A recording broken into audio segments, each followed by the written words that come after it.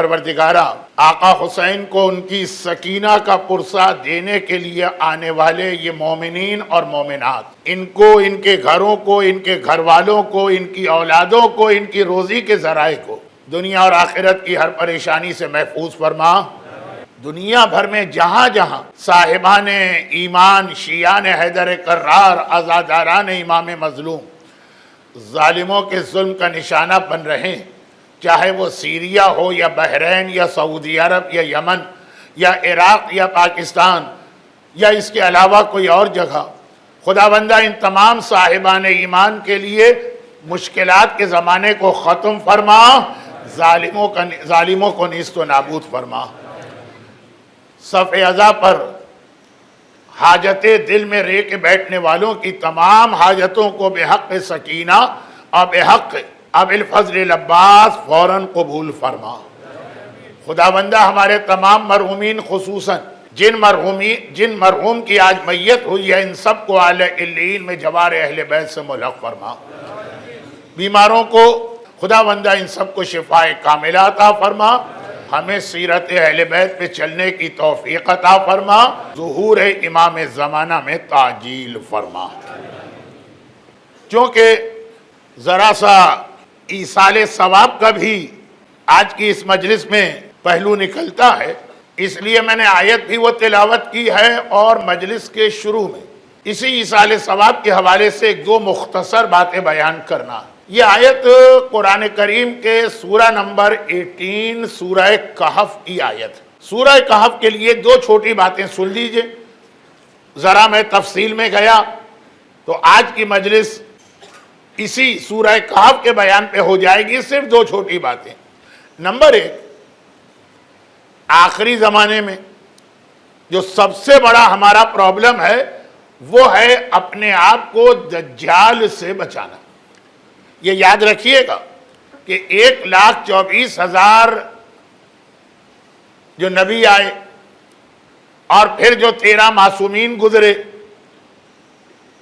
ان کے زمانے میں جو مومن تھے ان کے لیے دجال مسئلہ نہیں تھا۔ دجال تو خاص اللہ نے پیدا کیا ہے، کریٹ کیا ہے آخری زمانے والوں کے لیے۔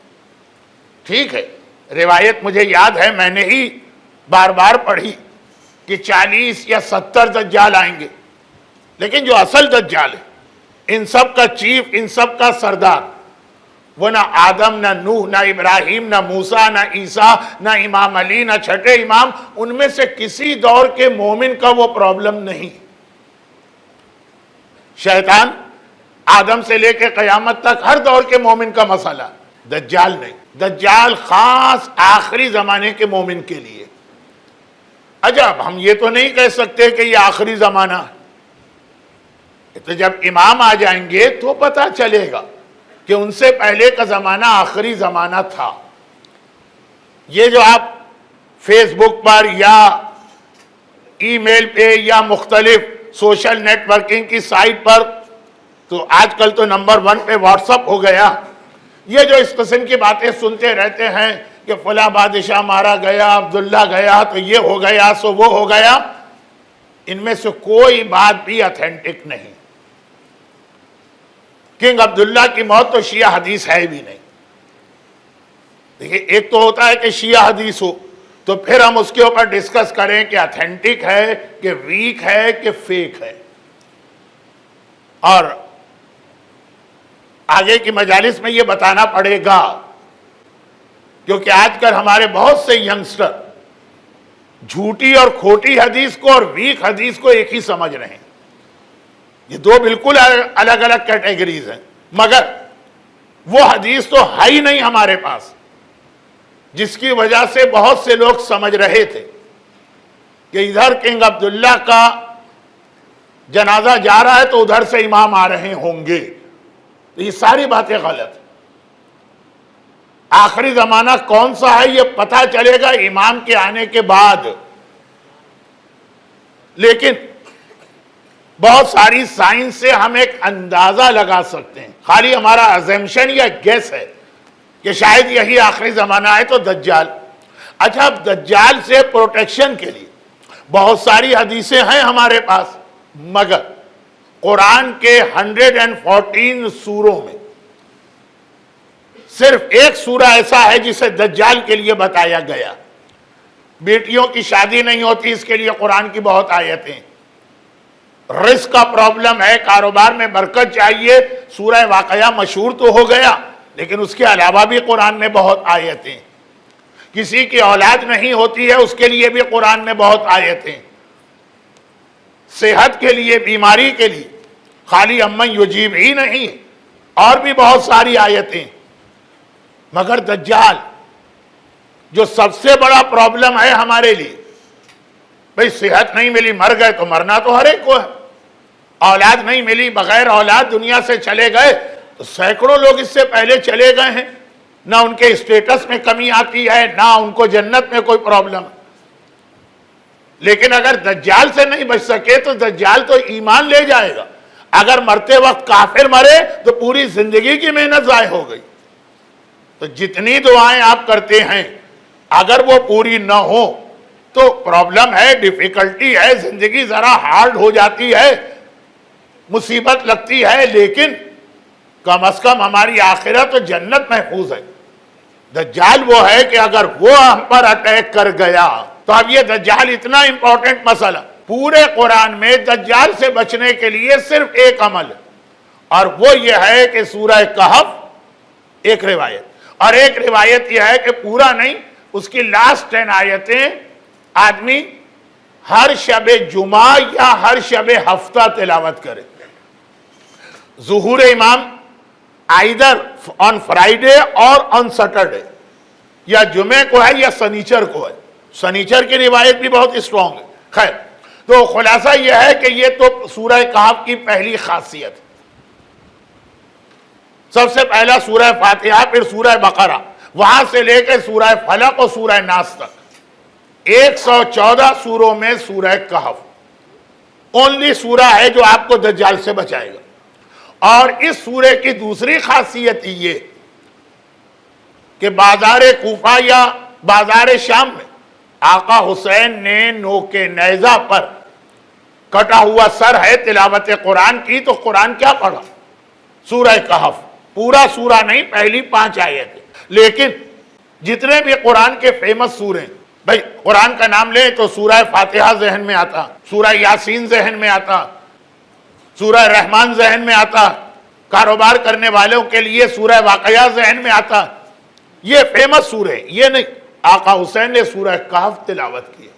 ماہ مبارک رمضان میں 2 سال آپ کی خدمت کر کے گیا، تھوڑی سی ڈیٹیل اس میں نے بتائی. مگر اس وقت سورہ کہف کی تفسیر بھی نہیں ہے اور انٹروڈکشن بھی نہیں. صرف یہ بتانا ہے کہ اس سورے کی ایک آیت میں نے تلاوت کی، المال والبنون. دیکھو تمہارا مال اور تمہارے بیٹے، اولاد نہیں، چلڈرن نہیں، اونلی سنز، بیٹے، زینت الحیات دنیا، دنیا کی زندگی کی بڑی زینت ہے. آدمی کے پاس مال ہے، بہت اچھی گاڑی خرید سکتا، حالات کے تحت نہ خریدے دوسری بات ہے، من ہر ایک کا چاہتا. آدمی کے پاس مال ہے تو بہت اچھا اور شاندار مکان. یہاں سے باہر نکلیے تو دبئی میں بھی آپ ہی لوگ ہیں، اور کینیڈا میں بھی آپ ہی لوگ ہیں، اور امریکہ میں بھی آپ ہی لوگ ہیں، اور انگلینڈ میں بھی آپ ہی لوگ ہیں، جس کی جیب میں ذرا سے ڈالر اور پاؤنڈ ہے. دنیا کی زینت، گاڑی بھی اچھی، مکان بھی اچھا. اور خواتین، ابھی میں کچھ سن رہا تھا، گجراتی تو مجھے آتی نہیں ہے، تو کچھ پرس ورس کی بات تھی، ایک سے ایک برانڈڈ پرس، مال ہوگا تو خریدا جائے گا. زیورات، ایام اعظم میں مجالس میں آنے کے لیے اسپیشل ڈیزائنر کے بنے ہوئے برانڈڈ کپڑے. جس کے پاس نہیں ہے وہ بیچارہ کیا کرے؟ وہ اسلام جو بھی کہتا رہے، اسلام تو کہتا ہے کہ اگر تم اپنے گھر میں فروٹ لے کر آئے اور تمہارے پڑوس میں، نیبرز میں کوئی غریب رہتا ہے تو اول تو اس کو شیئر کراؤ، اور اگر یہ ممکن نہیں ہے تو پھل کھانے کے بعد جو اس کو پتہ نہیں گجراتی میں کیا کہیں گے، جو چھلکا ہوگا وہ گھر کے باہر نہ پھینکنا، ایسا نہ ہو نیبر کی نگاہ پڑ جائے اور اس کو دکھ اور تکلیف ہو. یہ اپنے بچے کے لیے اورنجز لایا, یہ اپنے بچے کے لیے ایپل لایا, یہ اپنے بچے کے لیے بنانا لایا, میں نہیں لا سکتا. اتنا اس کے دل میں دکھ آ گیا تو شو آف نہ کرو. اب ہماری خواتین کے لباس, ہماری خواتین کے برانڈڈ پرس, ہمارے مردوں کے برانڈڈ گھڑیاں اور سن گلاسز, بات بہت بڑھ جائے گی.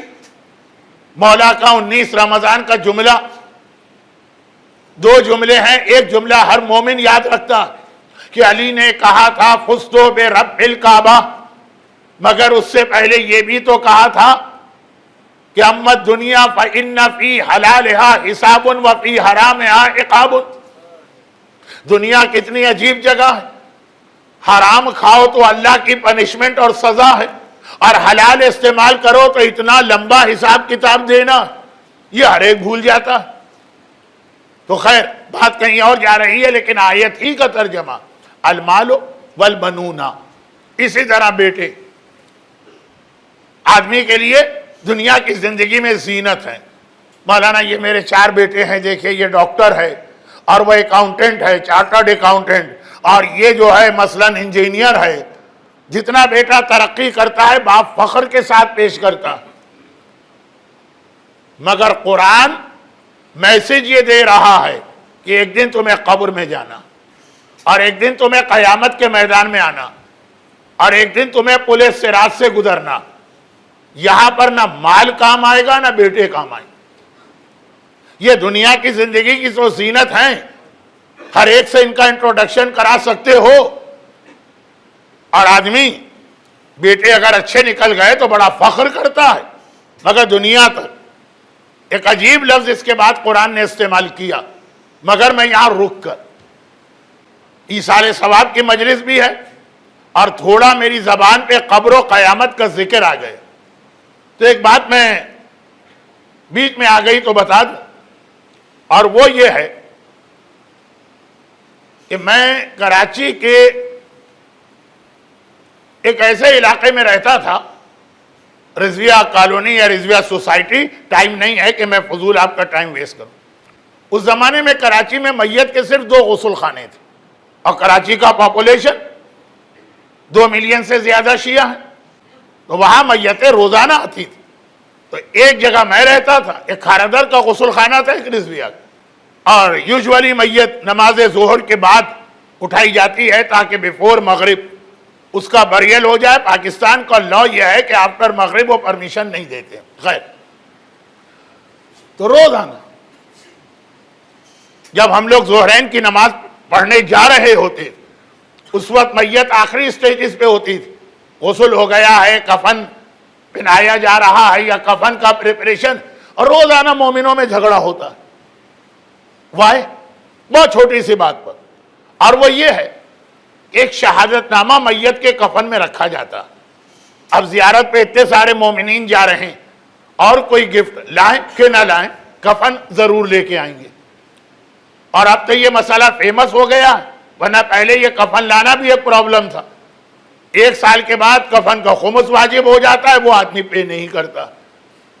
تو دارالسلام کے لوکن کفن کا ثواب زیادہ بڑھ جائے گا اس کفن سے جو کربلا سے آیا, خمس نہیں دیا تو اس کا یوز کرنا حرام ہو جاتا. اب وہ تو بہت اتنی ساری باتیں میں شروع کر دوں گا تو مجلس 2 گھنٹے میں بھی کمپلیٹ نہیں ہوگی, بہت مختصر بات. تو آج کل جو کفن آپ کربلا سے لاتے ہیں اس کی 2 کیٹیگری یا 2 ویرائٹیز ہیں. ایک فل کفن ہوتا ہے, اس میں آپ کو شہادت نامہ ملے گا, اور ایک بہت ہی واجب والا چھوٹا کفن. تو شہادت نامہ کفن کا ایک واجب تو نہیں, سنت پارٹ ہے.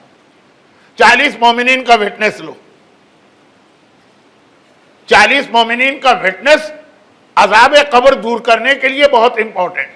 حضرت داؤد کے واقعے میں بھی یہی ہے, اور نماز وحشت 40 لوگ پڑھیں, یہ جو بہت ہائیلی ریکمینڈڈ ہے وہ بھی اسی لیے. لیکن میں یہ سارے سینسیٹیو موضوعات کو ٹچ نہیں کرتا. سینسیٹیو ان دا سینس کہ کم ٹائم میں مسئلہ بتائیں گے تو مس انڈرسٹینڈنگ زیادہ ہوتی ہے. اب شہادت نامے میں, شہادت نامہ شہادت عربی میں کہتے ہیں گواہی, وٹنس. اشہد ان لا الہ الا اللہ, تو ایک آپ وٹنس بنتے ہیں مرنے والے کے لیے، اور وہ سب عربی میں لکھا ہے، لیکن اس کا ترجمہ یہی کہ میں گواہی دیتا ہوں کہ مرنے والا خیر پر خیر۔ پرابلم وہاں آتا ہے کہ مرنے والے کو ہم جانتے ہیں، اب میت پہ تو ریلیٹیوز اور فرینڈز ہی زیادہ آتے ہیں۔ اب جھگڑا اس بات پر ہوتا ہے کہ میت کے وارث شہادت نامہ لے کے ایک ایک مومن کے پاس جاتے ہیں۔ یہاں کا سسٹم ڈیفرنٹ اور جدا ہے، مجھے معلوم ہے، میں تو ایک لفظ کو واضح کر رہا ہوں۔ شہادت نامے میں وٹنس ہوتا، 40 مومنین سائن کریں کہ وی بیئر وٹنس، ہم گواہی دیتے ہیں۔ اب وہ لے کے جاتے ہیں فیملی ممبرز کے پاس بھی اور فرینڈز کے پاس بھی، وہ کہتے ہیں ہم کیسے سائن کریں، یہ تو اللہ کی بات ہو گئی، آخرت کی۔ اس پہ لکھا ہے کہ مرنے والا خیر پر ہے، خیر۔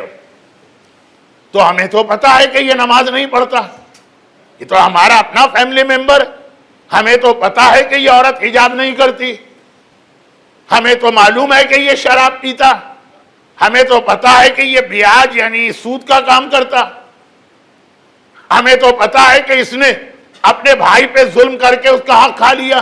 اب ڈیفرنٹ کیسز، ہم کیسے سائن کر دیں؟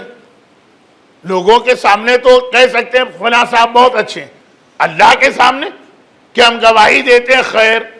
کچھ لوگوں کو یہی کنفیوژن نماز جنازہ میں ہے، مولانا ہم کیسے شرابی کی نماز جنازہ پڑھیں، ہم کیسے بے نمازی کی نماز جنازہ پڑھیں؟ اللہم ان ھذا عبدک وابن عبدک وابن امتک نزل بک خیرا وانت خیر منزول بہ اللہم انا لا نعلم منہ الا خیرا۔ اے خدا ہم گواہی دیتے ہیں کہ یہ مرنے والا خیر پر ہے۔ شرابی کی گواہی کیسے دیں؟ بے نمازی کی گواہی کیسے دیں؟ اب یہ ایک پرابلم روزانہ کراچی میں غسل خانے کے باہر پیش آتا تھا۔ دیکھیں دارالسلام کا ماحول الگ ہے، سب ایک دوسرے کو جانتے ہیں۔ کراچی میں ایسا نہیں ہے، میت آئی تو جو لوگ اس کے ساتھ ہیں ہم ان کو جانتے بھی نہیں۔ تب پھر علماء دین کو سمجھانا پڑا کہ آپ سے گواہی کون لے رہا ہے مرنے والے کے کیریکٹر کے لیے؟ آپ ہے کیا کہ اس کے کیریکٹر کے بارے میں گواہی دیں گے؟ خود کیا ہے؟ مرنے والے کے کیریکٹر کے بارے میں گواہی نہیں دی جا رہی، خیر کے بارے میں گواہی دینا۔ خیر کیا ہے؟ خیر ہے ولایت علی اور اولاد علی۔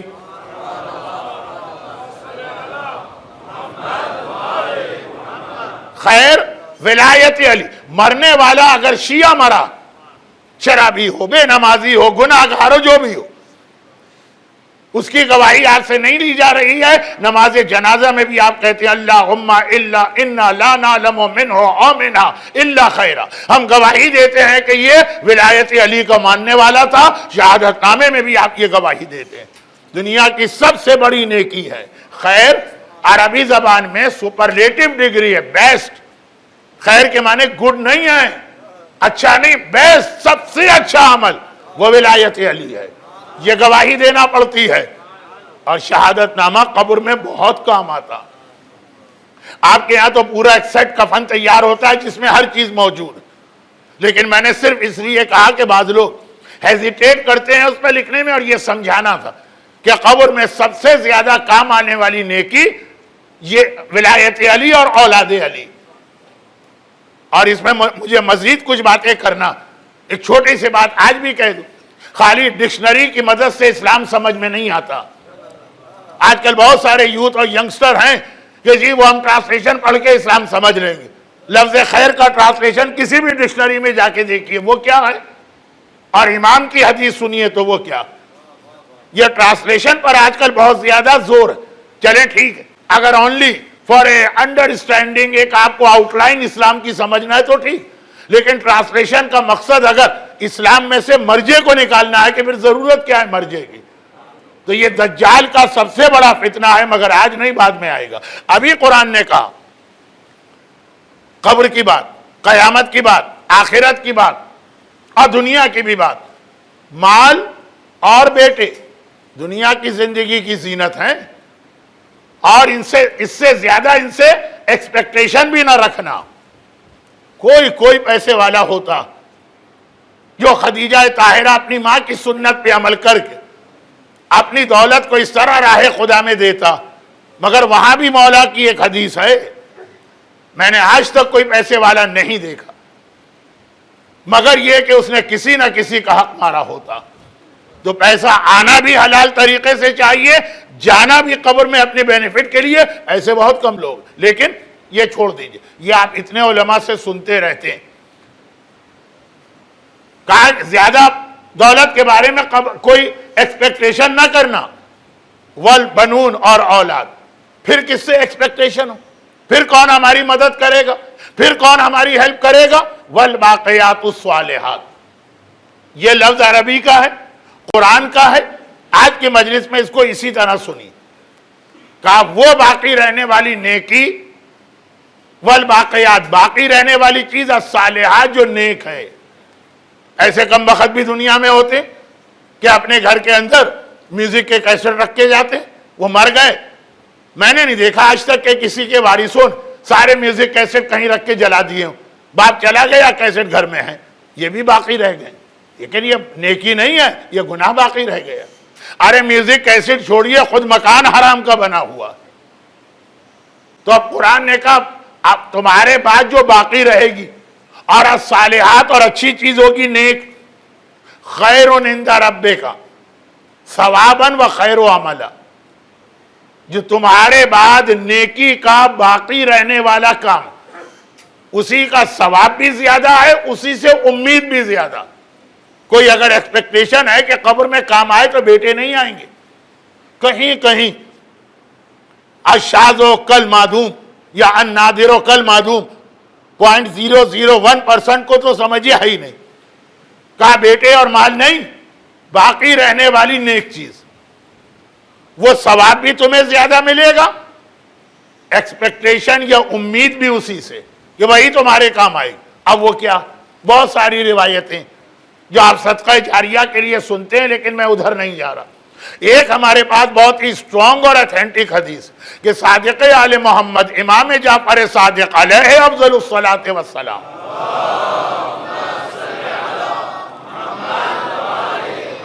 فرماتے ہیں یہ تمہاری بیٹیاں. وہ صدقہ جاریہ ہے نا کہ مال اور قرآن اور کنواں اور پانی کا انتظام. امام فرماتے ہیں صحیح معنوں میں قرآن نے جس کے لیے کہا کہ ثواب بھی زیادہ ملے گا، امید بھی اس سے ہے کہ وہی تمہارے کام آئے گی، وہ تمہاری بیٹیاں. مال کام نہیں آیا، بیٹے کام نہیں آئے. وہ تو اپنی بیوی کی خدمت میں لگے، ان کے پاس کہاں ٹائم کے باپ اور ماں پر اٹینشن دے. یہ بیٹیاں، اور آپ کا اور ہمارا ایکسپیرینس بھی یہی ہے. ایسی بیٹیاں بھی میں نے دیکھی کہ ان کی سسرال ان پہ ظلم کر رہی، اور وہ سمجھتے ہیں کہ ظالم صرف یزید تھا، اس پہ لعنت بھیجو تو انف ہے، چھوٹے یزید تو تم بھی ہو. اور یہ کتنے بڑے مرجع کا جملہ ہے. آغائے عبدالکریم الحائری، مؤسس حوزہ علمیہ قم. جو قم کا حوزہ ہے یہ بہت پرانا نہیں ہے، 100 سال بھی نہیں ہوئے، لیس دین 100 ایئرز عبدالکریم حائری نے بنایا. ان کے شاگرد ہیں امام خمینی، ان کے شاگرد ہیں آیت اللہ عراقی، ان کے شاگرد ہیں آغائے گل پائگانی، ان کے شاگرد ہیں آغائے مرشی. بڑے بڑے مراجع، ان کا یہ جملہ، چھوٹے یزید تو تم بھی ہو، چھوٹے شمر تو تم بھی ہو. لیکن یہ موضوع بعد میں آتا رہے گا، آج نہیں. سسرال کا ظلم ہے، پھر بھی باپ اور ماں کی خدمت کر رہی. پریشر ہے کہ ان سے ملنا بھی نہیں، وہ چھپ چھپ کے ماں اور باپ کی خدمت کر رہی. یہ جو قرآن کہہ رہا ہے نا، باقی رہنے والی نیکی، جو ثواب بھی تمہیں دلوائے، امید بھی ہو. اتنا خیال ہوتا ہے بیٹیوں کو کہ میں 40 سال سے زیادہ ہو گئے ممبر سے لوگوں کی خدمت کرتے ہوئے، لیکن میری سب سے پہلی اسپیچ مجلس نہیں تھی، درس نہیں تھا، مسائل فقہ کا بیان تھا. اور یہ میرا ابھی بھی جتنے شوق سے جتنا مسائل فقہ کو میں بیان کرتا ہوں، اور کوئی چیز آپ میری اسپیشلٹی نہ سمجھیں. لوگ کہتے مولانا آپ امام زمانہ پہ پڑھتے ہیں، کچھ پڑھیے. آپ عذاب قبر پہ بہت اچھا پڑھتے ہیں، پڑھیے. آپ ہسٹری پہ بہت اچھا پڑھتے ہیں، میں آج بھی اگر کمفرٹیبل فیل کرتا ہوں مسائل تو 40 سال سینکڑوں نہیں ہزاروں لوگوں کے سوال کا جواب دیا، مگر ایک سوال بہت زیادہ میرے پاس عجیب آتا ہے. عجیب تو نہیں، باپ کے مرنے کے بعد اس کی قضا نمازیں بڑے بیٹے پہ واجب. اب اس میں ذرا سا علماء میں اختلاف ہے. بعض مراجع کہتے ہیں باپ کی ساری قضا نمازیں، آغا خوئی کی یہی احتیاط واجب تھی. بعض مراجع کہتے ہیں نہیں، صرف وہ نماز جو باپ نے مجبوری میں چھوڑی، جو جان بوجھ کے اس نے چھوڑی ہے، وہ تھوڑی بڑے بیٹے پہ واجب ہوں گے. باپ تو بڑے ٹھاٹ سے نمازیں قضا کرے گا کہ مجھے کون سا پڑھنا ہے، میرا بیٹا پڑھے گا. آغا سیستانی کا یہ فتویٰ. لیکن بہرحال باپ کی قضا نمازیں بڑے بیٹے پر واجب ہے. لیکن سب سے زیادہ لوگ یہ سوال کرتے ہیں، لوگ نہیں عورتیں، مولانا اور اگر بیٹی پڑھنا چاہے تو کیا حکم ہے؟ جن پر واجب نہیں ہے، ہم واجبات کرنے کو تیار نہیں ہیں، یہ قضا نماز سے ہٹ کر بھی. اور جو چیز واجب نہیں ہے تڑپتی ہیں بیٹیاں. اچھا وہاں پہ مسئلے میں ایک ہے کہ بعض پرانے مراجع نے کہا ماں کی بھی قضا نماز، لیکن وہ بھی بڑے بیٹے پر ہی ہے.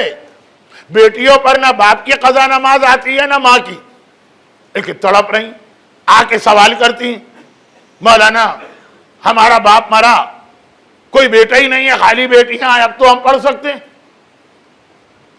بیٹا ہے لیکن بڑا بیٹا جو ہے وہ تو بڑا ہی لاپرواہ ہے، اپنی نماز نہیں پڑھتا، باپ کی کہاں سے پڑھے گا، ہم پڑھ سکتے ہیں. جواب یہ دیا جاتا ہے کہ قضا نماز مرحوم ہر مومن پڑھ سکتا. بیٹی کو جو چھوڑیں، ایک بالکل ہی اجنبی اسٹرینجر جو جانتا بھی نہیں مرنے والے، اس نے کہا چلو اس کے لیے ایک فجر کی 2 رکعت قضا پڑھ لیتا ہوں. رضا ہر ایک کو ہے، واجب کی بات ہے. گناہگار بڑا بیٹا نہیں پڑھے گا، اس کو گناہ ملے گا. قیامت کے دن کہے گا خدا بندہ میری ایج ہے 50 اور میرے نامہ اعمال میں لکھا ہے 60 ایئر کی قضا نماز کی سزا دو. یہ ایکسٹرا 10 سال کہاں سے آ گئے؟ کہا ہے تمہاری باپ کی نماز. ایکول اسٹیٹس ہے. آیت اللہ سیستانی سے پوچھا گیا ہماری اپنی بھی فجر قضا ہے، باپ کی بھی قضا، پہلے اپنی پڑھے پہلے باپ کی پڑھے؟ کہا دونوں کا اسٹیٹس بالکل ایکول، یہ بھی واجب وہ بھی واجب.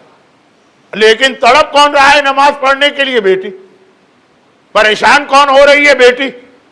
پھر مسئلہ بتاتے ہیں کہ ہاں پڑھنے کو بیٹیاں بھی پڑھ سکتی ہیں، اور جتنی نمازیں پڑھیں گی اتنا بڑے بیٹے پر سے ذمہ داری کم ہو جائے گی، واجب نہیں ہے آپ کے اوپر.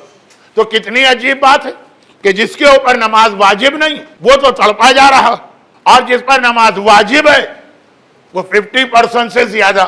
اچھا اب یہ جملہ کہیں اور میں مجلس پڑھتا تو ذرا ڈیٹیل میں جاتا، ڈیٹیل میں نہیں جا رہا ہوں کہ بڑے بیٹے پر واجب مینس چاہے خود پڑھے چاہے کسی صحیح آدمی سے پڑھوائے، لیکن بہرحال ذمہ داری اس پر. بیٹی کیوں تڑپ رہی؟ کیوں بیٹی کا دل چاہ رہا کہ یہ 10 سال کی قضا نمازیں پڑھے؟ صرف اس لیے کہ باپ کو یا ماں کو قبر میں عذاب نہ ملے. بڑا بیٹا کیوں پریشان نہیں؟ وہ عذاب کے بارے میں کیوں نہیں سوچ رہا؟ بیٹی صرف اس لیے پریشان ہے کہ اگر بڑے بیٹے نے نہیں پڑھی یا کوئی بڑا بیٹا ہے ہی نہیں تو ایسے مرحوم کی قضا نماز کسی پہ واجب نہیں. لیکن نماز چھوڑنے کا عذاب تو ہے نا، اور سخت ترین اور بدترین عذاب بے نمازی کا ہے. وہ اس عذاب کے بارے میں پریشان ہو رہی ہے. یہی قرآن نے کہا خیر و عند ربک ثوابا و خیر و عملا. امید زیادہ بیٹی سے ہی کرنا، وہی تمہارے کام. تو ثواب بھی اس کا، 4 بیٹیاں پالیں اس کا ثواب، بیٹا پالیں اس کا ثواب. حدیثیں آپ سنتے رہتے ہیں، ٹائم کم ہے تو ڈیٹیل میں نہیں جا رہا ہوں. ایک تو ثواب زیادہ، یہ روایت کا جملہ، جب کبھی اپنے گھر میں گفٹ لاؤ پہلے بیٹی کو دو پھر بیٹے کو دو. بیٹی کو دینے کا ثواب زیادہ ہے. آدمی اگر 2 نیکی کے کام کرے تو پہلے وہ کرتا ہے جس میں زیادہ ثواب ہے، پھر وہ کرتا ہے جس میں ذرا کم ثواب ہے. آپ مثلا فجر سے پہلے اٹھے، نماز شب کا بھی وقت ہے، اور کوئی اور سنت نماز کا بھی، پہلے نماز شب پڑھ لیں، اس کا ثواب زیادہ ہے. تو بیٹی کو گفٹ لا کے دینے کا ثواب بھی بیٹوں سے زیادہ. اور جو باقی حدیثیں ہیں وہ تو چھوڑیے، ٹائم نہیں. اور یہیں پر ایک جملہ کہہ رہا ہوں، ٹائم کم ہے، اگر کوئی کنفیوژن پیدا ہو جائے تو بعد میں پوچھ لیجئے گا، کل کی مجلس، پرسوں کی مجلس میں ایکسپلین کر دوں گا۔ اور وہ یہ کہ واقعاً یہ ہمارے اور آپ ہی کے لیے مسئلہ نہیں ہے، اہل بیت کے یہاں بھی جا کے دیکھیے، جو ان کی بیٹیوں نے جہاد کیا، ہر باپ کی امید کو پورا کیا۔ جہاں کوئی معصوم بیٹا ہے اس کی تو بات کرنا ہی غلط ہے، معصوم بیٹے نہیں، باقی جو بیٹے ہیں، بیٹے بھی ہیں بیٹیاں بھی۔ سم ٹائمز ہم فیصلہ نہیں کر پاتے ہیں کہ بیٹی نے اپنے باپ کے لیے زیادہ خدمت کی کہ بیٹے نے۔ امام کو اپنے لیے تو خدمت چاہیے نہیں، امام کو تو دین کے لیے چاہیے۔ اب بتائیے، کربلا کے حوالے سے سب سے پہلا نام جو آپ کے ذہن میں آئے گا وہ زینب کبریٰ کا آئے گا۔ معصوم کو نکال دیں، علی کی بیٹی۔ اگرچہ زینب کے وہ معنی نہیں ہیں جو ہمارے یہاں پڑھ دیے جاتے ہیں، میں بھی پڑھ دیتا ہوں، اب ایسا نہیں ہے، لیکن واقعاً زینب باپ کی زینت بنی، کس حوالے سے؟ جہاد کربلا کے حوالے سے۔ اور حسین کی بیٹیوں کو دیکھ لیجئے، کس طرح سے اپنے بابا کے مشن کو حسین کی بیٹیوں نے پورا کیا۔ اگر علی کی بیٹی زینب نہ ہوتی، اگر حسین کی بیٹی سکینہ نہ ہوتی، سکینہ کے نام میں اختلاف ہوگا، بہرحال یہ بات تو طے شدہ ہے کہ ایک بچی ہے، زندان شام میں وفات پا گئی۔ دونوں علی اور حسین امام معصوم ہے۔ اب یہاں پہ بڑی مشکل ہے کہ جب میں بیٹیوں کی فضیلت بتا رہا ہوں تو علی اور حسین کے بیٹوں کی کہیں توہین نہ ہو جائے معاذ اللہ، وہ بھی اپنی جگہ، مگر بیٹوں کے ہوتے ہوئے بیٹیوں نے جیسا جہاد کیا وہ کہیں کم نظر نہیں آئے گا۔ چلیں، میں یہ جملہ نہیں کہتا کہ عباس علی کا بیٹا ہے، زینب علی کی بیٹی ہے۔ زینب کا جہاد عباس سے کم نہیں ہے کسی طرح سے۔ علی اکبر بھی حسین کا بیٹا ہے، سکینہ بھی حسین کی بیٹی۔ سکینہ کا جہاد کسی طرح علی اکبر سے کم نہیں۔ کل محفل عباس میں نے ذرا سا تذکرہ اصغر کے جہاد کا کیا تھا، آج مجھے جناب سکینہ کے جہاد کا ذرا ذکر کرنا۔ آیت ذہن میں رکھیے، بیٹیاں ثواب بھی زیادہ ہے اور ان سے امید بھی زیادہ ہے۔ ہمیں اور آپ کو بیٹیوں سے امید ہے کہ وہ ہماری ہیلپ کریں گی، دنیا میں ہوں تب بھی، بڑھاپے میں مر گئے ہوں تب بھی بیٹیاں اپنے باپ کو زیادہ یاد کرتی ہیں۔ ایک بار میں نے 3 جگہ الگ الگ ایک سروے کیا، 3 الگ الگ جگہوں پہ، ایسے ہی، کسی کی توہین میری نیت نہیں تھی۔ شب جمعہ تھی، مجلس کے بعد میں نے ایک سروے کیا، آج کی رات نماز مغفرت والدین کون پڑھ کے آیا؟ 90% بیٹیاں ملی جنہوں نے مغرب اور عشاء کے درمیان اپنے والدین کے لیے مغفرت کی نماز پڑھی، اور 10% بیٹے ملے، اکثر کو تو خیال ہی نہ تھا کہ آج شب جمعہ نماز مغفرت والدین بھی پڑھنا۔ تو یہ دونوں امیدیں ہمارے اور آپ کے لیے، دنیا میں بڑھاپے میں کام آئیں، قبر میں عذاب سے بچائیں۔ یہ معصوم امام کے لیے تو دونوں چیزیں نہیں، نعوذ باللہ، جوانی ہو کہ بڑھاپا ہو کہ بچپنا ہو، امام کو کسی کی مدد نہیں چاہیے۔ امام مشکل کشا ہوتا ہے سب کا، خالی جوانی میں نہیں، بچپنے میں بھی۔ وہ ایک فرشتے کو جب پر واپس ملے تھے تو کیا حسین کی جوانی تھی؟ بچپنا، ابھی پیدا ہوئے ہیں۔ امام اس وقت بھی مشکل کشا ہے اور بڑھاپے میں بھی مشکل کشا ہے، تو وہ امام کا مسئلہ نہیں ہے جو ہمیں اور آپ کو چاہیے۔ اور عذاب قبر، نعوذ باللہ، یہ جملہ کہنا ہی امام کی توہین، جو خود قسیم الجنت والنار۔ تو اب علی اور حسین کی امید کیا ہے بیٹیوں سے؟ کہ میرے مشن کو پورا کریں، اور کس طرح پورا کیا؟ زینب کا جہاد عباس کے جہاد سے کم نظر نہیں آئے گا، سکینہ کا جہاد اکبر کے جہاد سے کم نظر نہیں آئے گا۔ سکینہ کا جہاد ہے کیا؟ خالی اتنا نہیں ہے کہ رخسار پہ تماچے کھائے اور کمر پہ کوڑے کھائے، خالی اتنا نہیں ہے۔ سکینہ کا اصل جہاد ذرا صاف سمجھیے، کم پڑھا جاتا ہے، اس لیے میں اس کو بتا رہا ہوں، چاہے تھوڑا سا غم کا بیان تھوڑا سا کم ہو جائے۔ دیکھیے، کیپٹل سٹی، عربی میں جسے عاصمہ کہتے ہیں، اردو میں دارالحکومت کہتے ہیں، جو پہلے دارالسلام تھا، اب سنا ہے کہ کوئی اور شہر ہے. خیر، جو کیپٹل سٹی ہوتا ہے، یہاں گورنمنٹ کے سارے آفیسز وغیرہ ہوتے ہیں، وہاں پہ جتنے لوگ شہر کے رہنے والے ہیں نا، اس سے زیادہ مسافر ہوتے ہیں. جس آدمی کو گورنمنٹ کے کسی ڈپارٹمنٹ میں کوئی کام ہے، چلا گیا، جانا پڑے گا. اچھا، پرانا زمانہ، آج تو پھر بھی phone, E mile, on line بہت طریقے ہیں اپنے گھر سے نکلے بغیر کام کرانے کے. لیکن پرانے زمانے میں تو کچھ فون تک نہیں تھا. چھوٹا سا کام بھی اگر کوئی گورنمنٹ کا آپ کا اٹک گیا، آپ کو خود جانا پڑے گا. ساری منسٹریز کے آفیسز کیپٹل میں ہوتے ہیں. تو پرانے زمانے میں کیپٹل میں وہاں کے رہنے والے کم تھے، مسافر زیادہ ہوتے تھے. وہ آتے ہیں 4-5 دن، 1 ہفتہ، 10 دن رہے، چلے گئے، دوسرے آ گئے. اور پرانا لائف اسٹائل، یہ دو باتیں، ٹائم کم ہے تو آپ کو عجیب لگ رہی ہوں گی کہ مولانا کیوں ٹائم ویسٹ کر رہے، لیکن بہت اہم. دوسری بات، جو مسافر کسی شہر میں نیا جاتا تھا پرانے زمانے میں، اس کو ٹائم پاس کرنا بہت مشکل ہوتا تھا. لائٹ تھی نہیں اس زمانے میں، تو مغرب عشاء کے بعد پورا شہر بند، نو ایکٹیویٹی. لائٹ ہی نہیں، نہ ہوٹل، نہ ریسٹورانٹ، نہ کیفے، نہ کوئی کولڈ کارنر، نہ کوئی شیشہ ہاؤس، کوئی چیز بھی نہیں. ایون گھر میں بھی بیٹھ جائے تو کوئی ٹی وی نہیں، کوئی ڈش نہیں، کوئی میڈیا نہیں، کچھ نہیں. اچھا، یہ مسافر ہے تو دوست بھی نہیں، رشتہ دار بھی نہیں. بھئی آج کل تو یہ ہے کہ آپ کا کوئی دوست اور رشتہ دار نہ ہو، آپ گھر جا کے بیٹھ جائیں، ٹی وی آپ کے سامنے، دھڑا دھڑ چینل بدلتے رہیے، 2 گھنٹے پاس ہو جائیں گے. اور اگر کچھ دوست ہیں ان کے ساتھ بیٹھ گئے اور ٹائم نہیں گزر رہا، کسی کولڈ کارنر پر کھڑے ہو کے ٹھنڈی بوتل آپ نے پی لی. ٹائم پاس کرنے کے بہت طریقے ہوتے ہیں آج کل، پرانے زمانے میں کوئی نہیں. تو مسافر بیچارہ کہاں جائے؟ وہ رات کو مغرب عشاء کے بعد آ جاتا ہے، ہوٹل کے یا مسافر خانے کے کمرے میں اپنے بستر پہ لیٹ جاتا ہے. عادت ہے اپنے شہر کی، جہاں سے آیا وہاں تو بہرحال عشاء کی نماز کے بعد بھی 2 گھنٹے 2.5 گھنٹے لوگ جاگتے تھے. اپنے شہر میں تو دوست تھے، رشتہ دار تھے، گیدرنگ تھی. نیند آ نہیں رہی. اب جب نیند بھی نہیں آ رہی، ٹائم پاس کرنے کا کوئی ذریعہ بھی نہیں ہے، تو آدمی کو اپنے گھر والے یاد آتے ہیں، خاص طور پر اپنے بچے یاد آتے ہیں. میں تو دیکھ رہا ہوں نا، کتنے سال ہو گئے حج کے بعد خانہ کعبہ کے اندر ہیں اور بچے یاد آ رہے ہیں. بہت ہی ظالم و سنگدل ہوگا جسے بچوں سے محبت نہ ہو. خانہ کعبہ سامنے ہے، عبادت کی اتنی بہترین جگہ، بچے یاد آ رہے ہیں.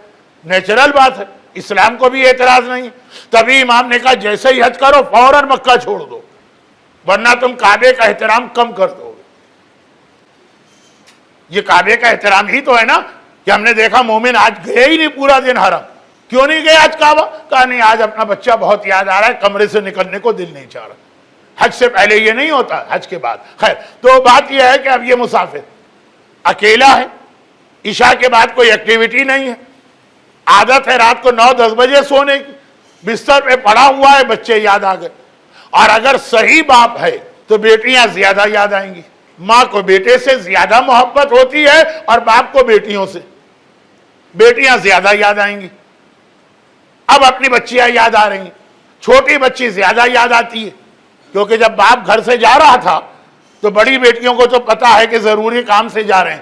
چھوٹی بچی کو کیا پتا، وہ تو باپ سے لپٹ گئی ہوگی کہ بابا آپ کہاں جا رہے ہیں، مت جائیے، میرے ساتھ کھیلیے. وہ زیادہ یاد آ رہی ہے کہ آخری آواز اسی کی میں نے سنی. اب دیکھیے، بستر پہ اکیلا لیٹا ہے، کوئی ایکٹیویٹی نہیں ہے کہ ٹائم پاس کرے، نیند نہیں آ رہی ہے، اپنی چھوٹی بچی بہت یاد آ رہی ہے کہ اچانک کان میں کسی چھوٹی بچی کے رونے کی آواز آ گئی. اس کو معمولی چیز نہ سمجھیے، ہسٹری کا یہ جملہ بہت امپورٹنٹ ہے. ابھی وہ اپنی بچیوں کو یاد کر رہا ہے کہ ایک چھوٹی بچی کے رونے کی آواز آئی، اور ایسی آواز کہ پہاڑ بھی ہو تو پگھل کے پانی بن جائے. کیسا رونا ہوتا تھا سکینہ کا، آدھی رات تک یہ رونے کی آواز آتی رہی.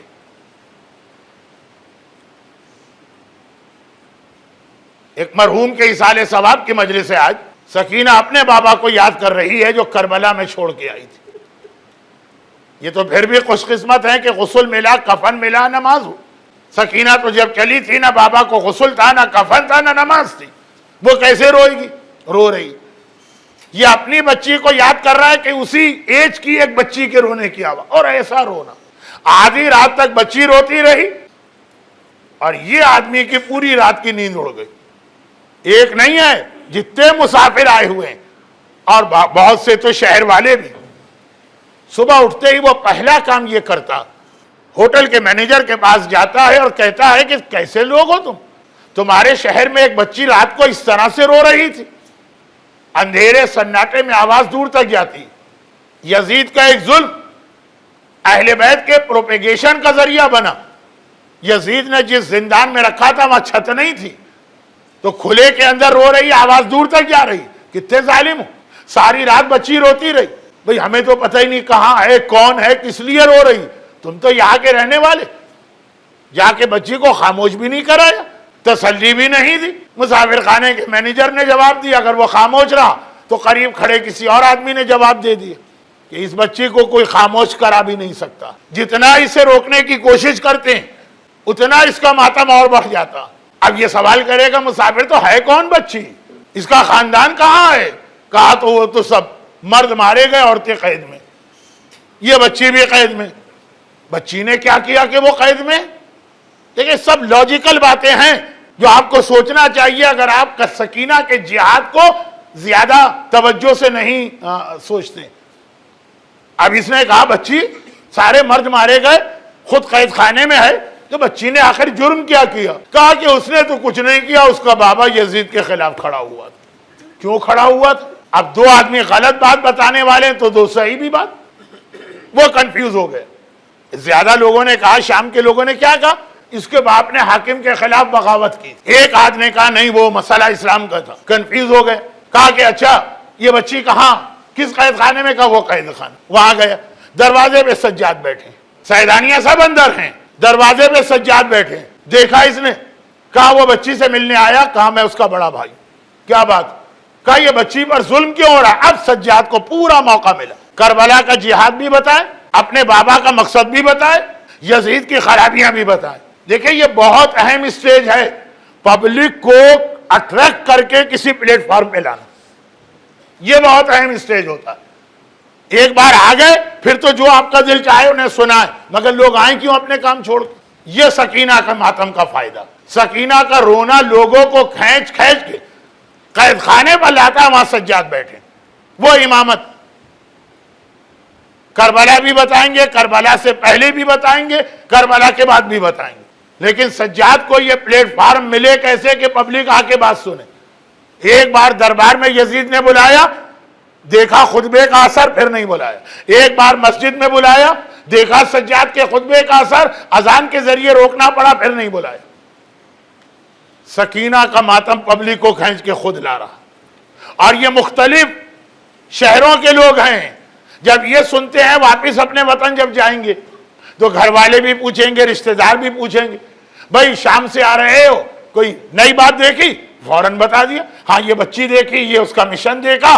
یہ سکینہ کے ماتم نے سجاد کو وہ موقع عطا کیا کہ غیر اور اجنبی آ کر حسین کا پورا جہاد سن کر اپنے شہروں میں جا کے وہ جہاد پہنچا رہے ہیں. یہی وجہ ہے جب مدینے سے حسین چل رہے تھے اور عبداللہ ابن عباس نے کہا تھا آقا آپ جا رہے ہیں، کم از کم بچوں کو لے کے نہ جائیں، تو حسین نے کہا تھا جو جہاد میں کر رہا ہوں یہ بچے ہی تو میرے جہاد کو کامیاب کرائیں گے.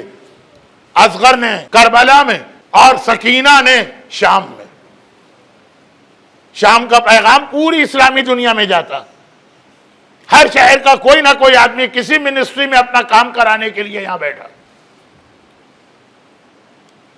اور جب اس ماتم کا مقصد پورا ہو گیا تو اللہ نے سکینہ کی بھی وہ دعا قبول کر لی. سکینہ خود بھی مشکل کشا اور شام غریبہ اپنے دادا سے کمپلین بھی کر رہی. دادا آپ ہر ایک کے یتیموں کی مدد کو آتے، آپ کے حسین کی یتیمہ پکارتی رہی، آپ اپنے حسین کی یتیمہ کی مدد کو نہ.